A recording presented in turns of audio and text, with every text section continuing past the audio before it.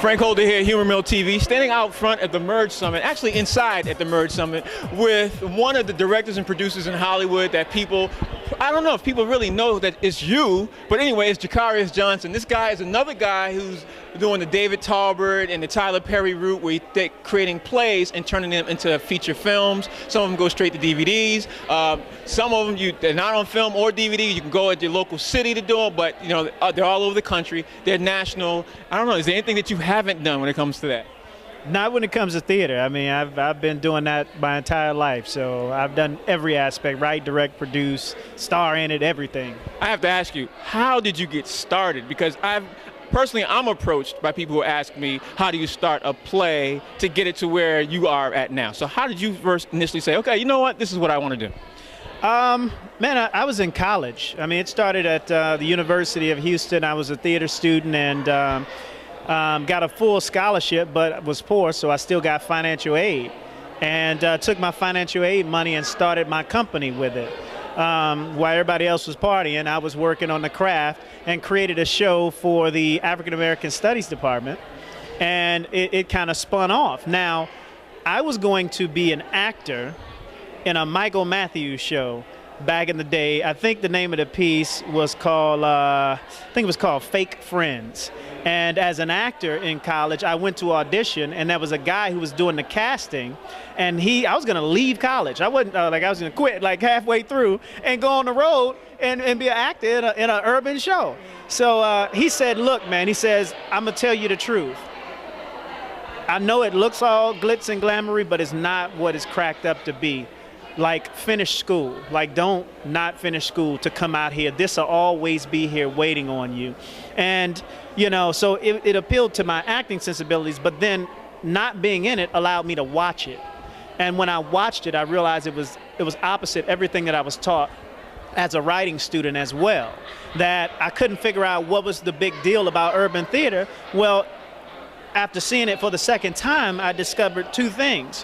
One, the God that was in it, and two, the sheer entertainment value. Now, whether or not the shows were written the way that I was taught to write, well, that's subjective, but the bottom line is the people enjoyed them. And so I began to parlay and say, okay, this is a market that could use some skills that I've learned in school, while at the same time I can learn something from it and be able to give to the people, and they give back, you know, in return to me as well. So that's how I got into it. Wow, that's real interesting. So now you're in school, you flip your money over into getting something into it. Now, years later, what have you learned from all your past experience and say, you know what, I wouldn't do that again?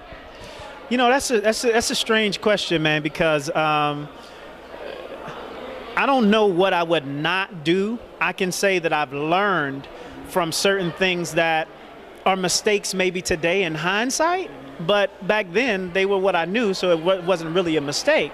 I had to learn how to market, because my first show, I didn't know anything about marketing. And because I didn't know anything about marketing, I had about 300 people in like a 4,500 seat venue over 8 shows, like 300 people. So the first show was a material loss.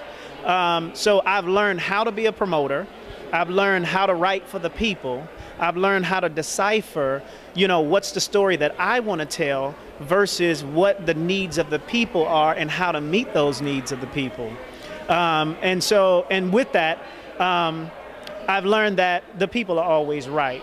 And one nugget is win the crowd and you win your freedom. And that actually came from Gladiator, and people don't understand how significant that saying is. When you win the crowd, meaning you've given to a fan base, and thus the fan base are giving that love back in return, that turns into the support. But you got to give something to them first. One of my favorite films, too, right there. You just quoted one of my... I love it, too. I was about to say, you stole a line. But anyway, years later, now you're saying you did all these, I mean, you've done a lot. You've accomplished a lot of things. You have great relationships with a lot of people, and now you're branching out to feature film. Can you tell people about what's going on in the project? I don't even want to jump into it until you say what we can talk about. Well, look, I can't talk about the who's in everything right now, but I do have a film called The Marrying Kind that's coming up that is based on one of my plays. I have a new play coming out called More to Love that's going to hit the road in February, and that More to Love is a television show, a play, and a feature film. So I have all three of them already written, and we're going to be rocking and rolling. But I want to try it with my people who supported me first. So let me put the play out, you know, let you see the play, see the product, see the content, and know that the television show is going to be hot and that the movie is going to be hot as well. Are you also thinking about going on to the network side, like creating some type of production company, say, you know, I want to put this stuff on BET or Bounce or anything? Are you doing that? I am working on a strategic partnership right now. I can't say about who it's with, but there's a strategic partnership that I believe we'll be able to announce within 90 days. With us first, right? With you first, yeah. Okay, well, now we talked about, you know, the play and the films and things like that. I heard you also have a couple of other ventures. Now, they're all rumors. That's why I want to ask you on point right now. Is it true that you're also one of the partners trying to start a black network? Man, you're trying to get me in trouble. Yes, I am. You know, these are rumors we hear, so. Put it like this. There is a new mini major coming. Studio. Oh, okay. Studio.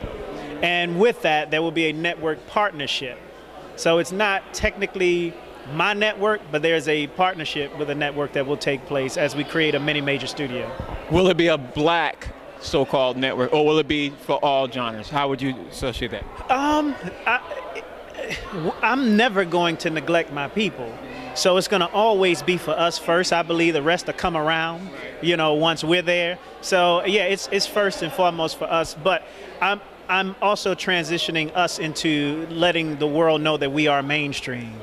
You know, because I do believe we do have value. Matter of fact, I'm working on a deal where even my plays are going overseas to begin to build that overseas marketplace. And then the movies and the television shows will follow suit. That's very smart. Can you tell everybody out there where we can follow you? Do you have Twitter and all that?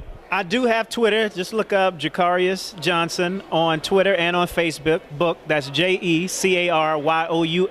And you can go to my website, jacarius.com. That's it. Nothing else. Just jacarius.com. Thank you for taking out the time. Thank you, man. Appreciate you.